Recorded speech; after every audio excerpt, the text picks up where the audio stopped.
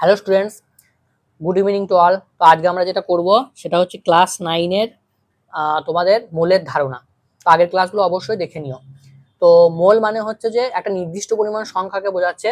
যখন আমি 1 মোল বলবো তার মানেই তোমাদেরকে বুঝে নিতে হবে যে 1 মোল মানে বোঝাচ্ছে 6.022 ইন্টু 10⁻23। এই সংখ্যাটাকে বলা হয় অ্যাভোগাড্রো সংখ্যা। এই অ্যাভোগাড্রো সংখ্যা হচ্ছে বিজ্ঞানী অ্যাভোগাড্রোকে সম্মান দিয়ে নামটা রাখা হয়েছিল, যিনি প্রথম হচ্ছেন অণুর ধারণা দিয়েছিলেন, সেটা তোমরা জানো। এবং এটাকে আমরা ডিনোট করি বা চিহ্নিত করি কি দিয়ে? Na দিয়ে। এইবার তোমাকে যে একটা জিনিস যদি আমি জিজ্ঞাসা করি যে 1 মোল ইলেকট্রনের আধান কত, এই কোশ্চেনটা আসছেও যে 1 মোল ইলেকট্রনের আধান বের করো। তাহলে 1 মোল ইলেকট্রন মানে কত সংখ্যক ইলেকট্রন বোঝাচ্ছে? এত সংখ্যক ইলেকট্রন বোঝাচ্ছে। তাহলে একটা ইলেকট্রনের আধান কত হয়? একটা ইলেকট্রনের আধান হয় 1.6 ইন্টু 10⁻19। অবশ্যই সাইনটা মাইনাস থাকবে। তাহলে এত সংখ্যক ইলেকট্রনের আধান কত হয়ে যাবে? তাহলে এইটা ইন্টু একটা ইলেকট্রনের আধান। এটা ক্যালকুলেশন করে যত আসবে তত কুলম্ব হয়ে যাবে 1 মোলের আধানের মানটা। আশা করি ক্যালকুলেশনটা তোমরা ইজিলি করতে পারবে। বেশ, তাহলে 1 মোল বলা মানে তোমাকে বলুক যে 1 মোল হচ্ছে আমার কাছে বালি আছে, ঠিক আছে, তার মানে কি আমার কাছে ওই অ্যাভোগাড্রো সংখ্যক হচ্ছে বালি রয়েছে। এরপরে আমরা যেটা পড়বো সেটা হচ্ছে যে পারমাণবিক ভর। ঠিক আছে, এটা একটু জেনে রাখো যে আচ্ছা, তার আগে একটা নিউমেরিক্যালস করাই। যে এটা বলো যে 12.044 ইন্টু 10⁻20 সংখ্যক সোডিয়াম পরমাণুতে মোল সংখ্যা কত? মোল সংখ্যা কত? তাহলে আমরা জানি অ্যাভোগাড্রো সংখ্যা মানে হচ্ছে যে 1 মোল।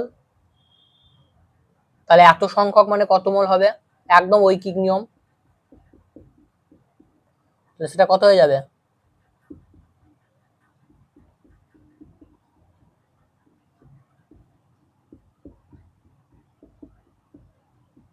টেন টু দি পাওয়ার 23, 10⁻23 কেটে দিলাম, তাহলে মনে হচ্ছে 2 মোল। বোঝা গেছে নিউমেরিক্যালসটা খুব ইজি। এরপরে দেখো যে পরমাণুর ভরকে সাধারণত আমরা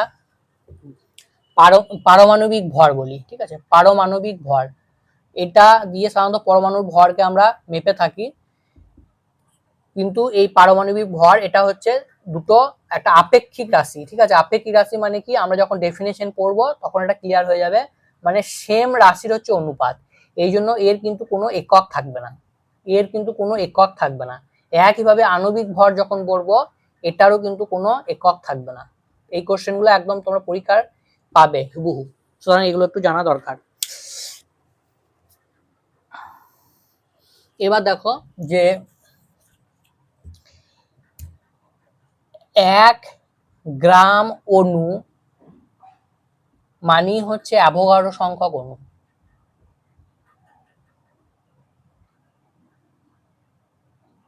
অ্যাভোগাড্রো সংখ্যক অণু, আর অ্যাভোগাড্রো সংখ্যক অণু থাকে কিসে?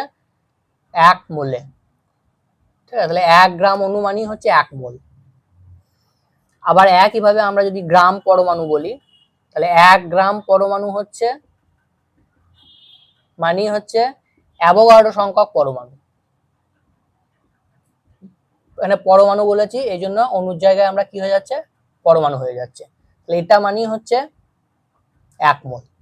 অ্যাভোগাড্রো সংখ্যা মানি 1 মোল, সেটা আমরা আগে পড়ে এসেছি। এইবার যে আমরা পারমাণবিক ভর বললাম, পারমাণবিক ভরের হচ্ছে তোমাদের সংজ্ঞাটা পড়তে হবে 3টে স্কেলে: হাইড্রোজেন স্কেলে, কার্বন স্কেলে এবং অক্সিজেন স্কেলে। ঠিক আছে, হাইড্রোজেন স্কেলে, কার্বন স্কেলে এবং হচ্ছে অক্সিজেন স্কেলে। তাহলে এটা খুব সহজ যে পারমাণবিক ভর মানে হচ্ছে মৌলের একটি পরমাণুর ভর, মৌলর একটি পরমাণুর ভর একটি পরমাণুর ভর বাই হাইড্রোজেনের একটি পরমাণুর ভর, হাইড্রোজেনের একটি পরমাণুর ভর, এইটাকেই আমরা কি বলছি, পারমাণবিক ভর বলছি। তাহলে দেখো দুটোই হচ্ছে যে সেম রাশি, ভরের অনুপাত, তাহলে কি উপর নিচে ক্যান্সেল হয়ে যাবে, এই জন্য পারমাণবিক ভরের কোনো একক থাকছে না। আর এটা গেল হাইড্রোজেন স্কেলে। একইভাবে যদি আমরা কার্বন স্কেলে বলি, তাহলে কার্বনের আমরা জানি যে 12, তাহলে কার্বন স্কেলের সংজ্ঞাটা কি হয়ে যাবে, কার্বন স্কেলের সংজ্ঞাটা হয়ে যাবে মৌলের একটি পরমাণুর ভর, ওপরটা একই থাকবে, আর নিচেরটা হয়ে যাবে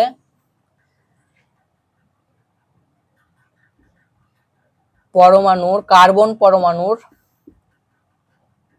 ভর একটি, অবশ্যই একটি কার্বন পরমাণুর ভর, আর তার সামনে একটা 1/12 আমরা লাগিয়ে দেবো। ঠিক আছে, তাহলেই আমার সংজ্ঞা হয়ে যাচ্ছে।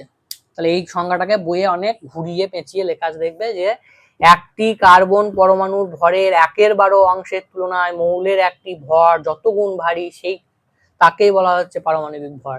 তোমরা এটা মনে রাখবে, তাহলে এখান থেকে তোমরা ডেফিনেশনটা বা সংজ্ঞাটা ইজিলি বলতে পারবে। আর অক্সিজেনেরটা হচ্ছে যে 16, তাহলে 16 মানে এই একই থাকবে, মৌলের একটি পরমাণুর ভর,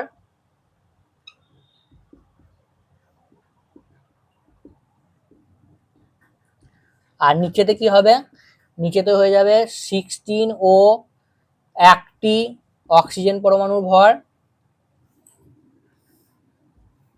আর সামনে হয়ে যাবে 1/16। তাহলে এই তিনটে স্কেলে হচ্ছে পরমাণুর ভরগুলো আমরা ইজিলি ডেফিনেশন করে বা সংজ্ঞা করে লিখতে পারবো। এবার এইখানে যখন আণবিক ভর দিয়ে দেবে, জাস্ট পরমাণুর জায়গাগুলো তোমার অণু হয়ে যাবে। তাহলে আশা করি একদম তোমরা আণবিক ভরটা ইজিলি করতে পারবে, জাস্ট পরমাণুর জায়গায় অণু করে দেবে, আর যা আছে হুবহু একই থাকবে। বেশ, তাহলে পারমাণবিক ভর, আণবিক ভর, এটা তোমাদের ক্লিয়ার হয়ে গেল। নেক্সট একটা কোশ্চেন আছে যে পারমাণবিক ভর এবং পরমাণুর ভরের মধ্যে ডিফারেন্স কি, পারমাণবিক ভর ও পরমাণুর ভরের এদের মধ্যে ডিফারেন্স কি। তাহলে প্রথম ডিফারেন্সটা হচ্ছে পারমাণবিক ভরের হচ্ছে কোনো একক নেই, আর পরমাণুর ভর যদি বলি এটার কিন্তু একটা নির্দিষ্ট, এটা কোনো একক নেই, আর এটার ক্ষেত্রে একটা নির্দিষ্ট একক থাকবে। এটা 1 নম্বর ডিফারেন্স, এটা খুব আসে পরীক্ষায়। আর 2 নম্বরে হচ্ছে যে পারমাণবিক ভর, পরমাণুর ভর বলতে বোঝাচ্ছে একটি পরমাণুর প্রকৃত ভর, মানে একটি পরমাণু যদি আমরা বার করে নিয়ে তার ভরটা বের করি, সেইটাই হচ্ছে তার প্রকৃত ভর, তাহলে একটি পরমাণুর প্রকৃত ভর। আর এইটা কি দেখলাম, এইটা হচ্ছে একটা আপেক্ষিক রাশি, কেননা এর সংজ্ঞাতেই দেখলাম এখুনি যে এটার মানে কি বোঝাচ্ছে যে একটি কার্বন পরমাণুর 1/12 অংশের তুলনায় ওই মৌলের একটি পরমাণু যত গুণে ভারী তাকে আমরা হচ্ছে পারমাণবিক ভর বলছি। তাহলে এটা একটা তুলনামূলক রাশি বা আপেক্ষিক রাশি। এই দুটো ডিফারেন্স ভালো করে মনে রাখবে, পরীক্ষা কিন্তু খুব আসে। নেক্সট আমরা কিছু জিনিস লিখে দিচ্ছি, দেখো এগুলো একটু মাথায় রাখবে, কারণ এগুলো তোমাদের হচ্ছে লাগবে, অনেক সময় দেওয়া থাকে বাট এটা তোমাদের জেনে রাখা দরকার, নাও দেওয়া থাকতে পারে, সেক্ষেত্রে অসুবিধা হবে।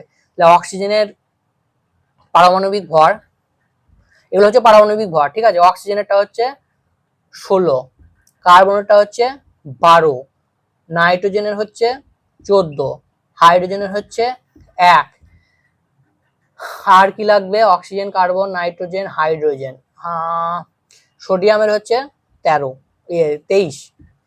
এইগুলো একটু মনে রাখবে, ঠিক আছে। এইটা মনে রাখার সহজ নিয়ম হচ্ছে সাধারণত যে আমরা যে আগের দিন যে 20 পর্যন্ত তোমাদের পারমাণবিক সংখ্যার যে তোমাদের লিস্টটা মুখস্থ করেছিলাম, তার সাধারণত এই ডবল হয়ে যাবে। দেখো অক্সিজেনে 8 ছিল, এটা 16 হয়ে গেছে, কার্বনের 6 ছিল, এটা 12 হয়ে গেছে, নাইট্রোজেনের 7 ছিল, এটা 14 হয়ে গেছে, হাইড্রোজেনটা এক্সেপশনাল বা ব্যতিক্রম, এটা 1 ছিল, একই থাকবে, আর সোডিয়ামটা 11 ছিল, এটা 23 হয়ে গেছে, তো মোটামুটি ডবল হয়। তাহলে এইগুলো গেল তোমার গ্রাম পারমাণবিক ভর।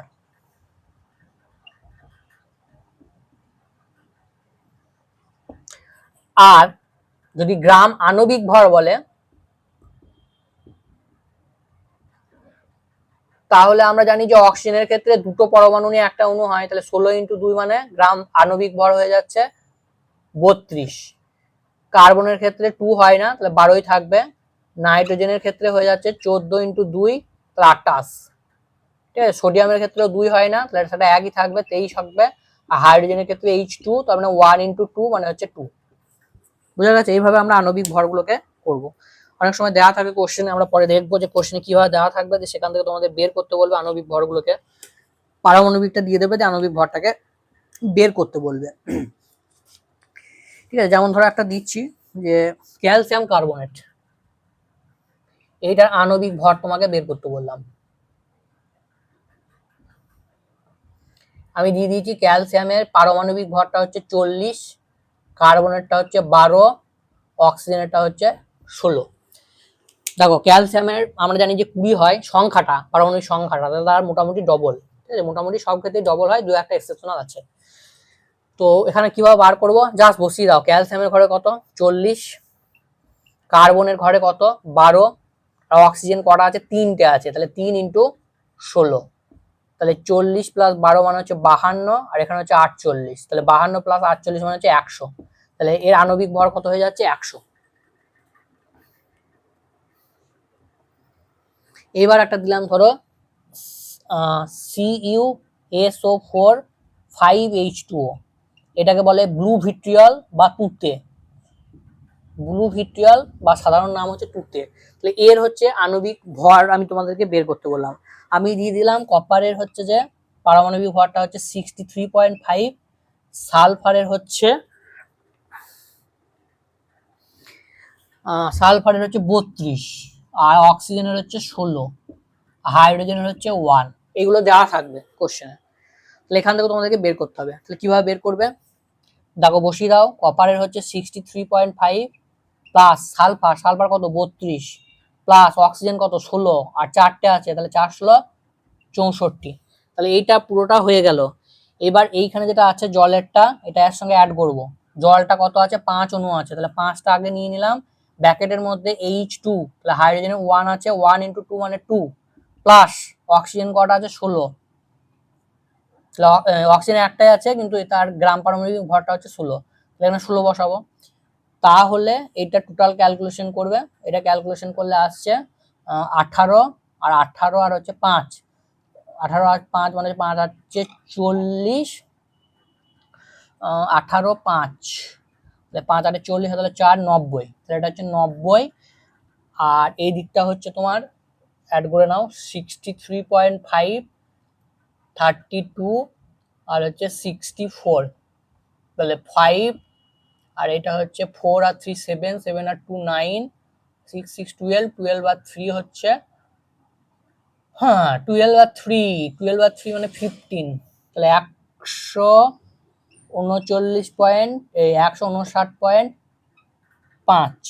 এবার এইটার সঙ্গে আবার 90 যোগ করতে হবে, তাহলে আসছে 239.5। তাহলে এটা হবে তোমার অ্যান্সার। বুঝতে পারলে? এইভাবে এগুলোকে করতে হবে, এরকম কোশ্চেন আসবে।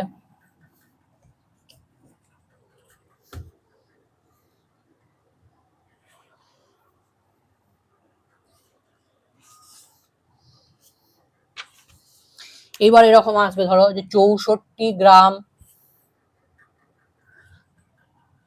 অক্সিজেনে, 64 গ্রাম অক্সিজেনে কত গ্রাম পরমাণু অক্সিজেন আছে? কত গ্রাম পরমাণু অক্সিজেন আছে?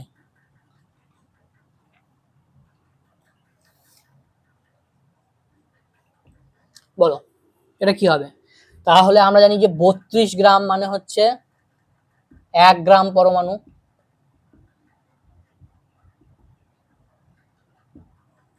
32 না সরি 16, 16 16, 32 না 16, 32 হলে 1 গ্রাম অণু হয়ে যাবে, ঠিক আছে না? পরমাণু মানে 16, তাহলে 64 মানে কত হবে? 64 বাই 16, তাহলে 4, তাহলে এটা অ্যান্সার হয়ে যাবে 4 গ্রাম পরমাণু। 4 গ্রাম পরমাণু। চলো এই কোশ্চেনটা আমি চেঞ্জ করে দিলাম, এখানে দিয়ে দিলাম ধরো 64 গ্রামই থাকলো, এইটা আমি জাস্ট অণু করে দিলাম।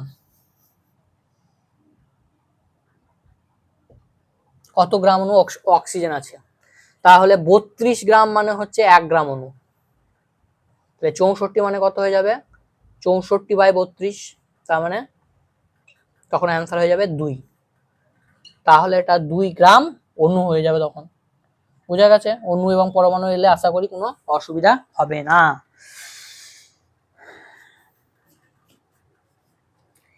বেশ, নেক্সট আমরা যেটা করব, একটা অঙ্ক করি।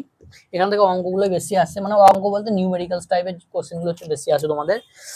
তো এখান থেকে ধরো বললাম 110 গ্রাম কার্বন ডাই অক্সাইডে গ্রাম অণুর সংখ্যা কত?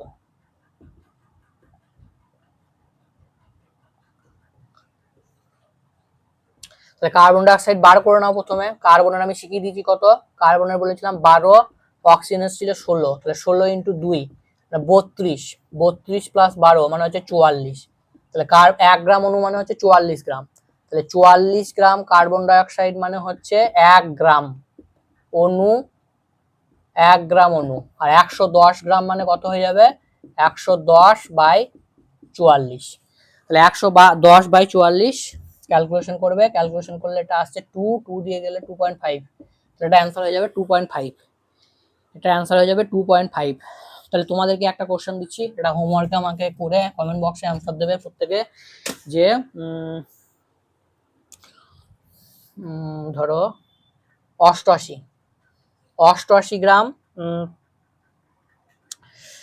88 গ্রাম জলে গ্রাম পরমাণুর গ্রাম অণুর সংখ্যা কত? এটা পরমাণু হবে না, কারণ এটা তো অণু একটা, ঠিক আছে? তাহলে গ্রাম অণুর সংখ্যা কত, এই কোশ্চেনটা তোমাদের থাকছে। চলো এটা করে কমেন্ট বক্সে তোমরা অ্যান্সার করবে, ঠিক আছে?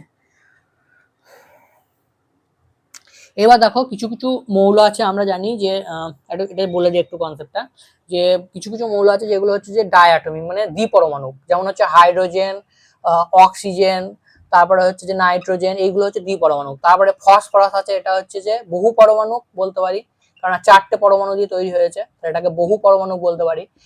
তারপরে হচ্ছে তোমার সালফারের হচ্ছে 8 হয়, এটাকেও আমরা বহু পরমাণু বলতে পারি। তো এইগুলো একটু মনে রাখবে। তাহলে এই যে গ্রাম পরমাণুটা দেওয়া থাকবে সেইটার সঙ্গে তোমাকে এইটা গুণ করে দিতে হবে। যেমন এক্ষুনি দেখালাম যে অক্সিজেন হচ্ছে যে গ্রাম পরমাণু কত, 16, এখানে 2 আছে, তাহলে 2 × 16 মানে হচ্ছে 32, ঠিক আছে? একইভাবে সালফারের গ্রাম পরমাণু দেওয়া থাকবে, তাহলে 8 দিয়ে তাকে তুমি মাল্টিপ্লাই করে দিলেই তার যে গ্রাম অণু সংখ্যাটা সেটা পেয়ে যাবে। তাহলে এই ছিল তোমাদের মোল চ্যাপ্টার, একদম ইজি ভাবে বোঝালাম, ঠিক আছে? প্রত্যেকটা জিনিস আশা করি তোমাদের ক্লিয়ার হয়ে গেছে। নেক্সট ক্লাসে আমরা সংকেত ভর এগুলো একটু দেখবো, দু একটা নিউমেরিক্যাল একটু দেখবো, তাহলে মোল যে সাব টপিক্সটা রয়েছে তোমাদের সেটা কমপ্লিট হয়ে যাবে।